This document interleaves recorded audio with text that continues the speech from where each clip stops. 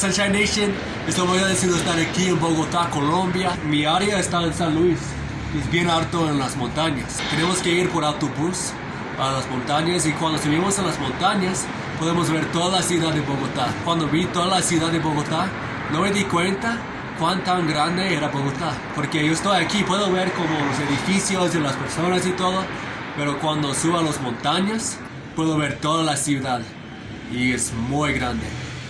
A veces lo mismo en nuestras vidas, pues a veces pensamos que el plan que Dios tiene no es para nosotros y no podemos ver toda la pintura, pero Dios puede ver toda la pintura.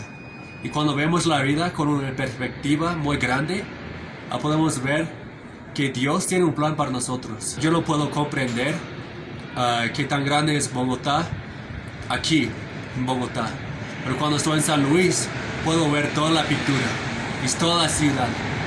Y entonces cuando piensan que pues las cosas no están yendo bien, que las cosas son tan malos, quiero que sepan que Dios tiene un plan para todos.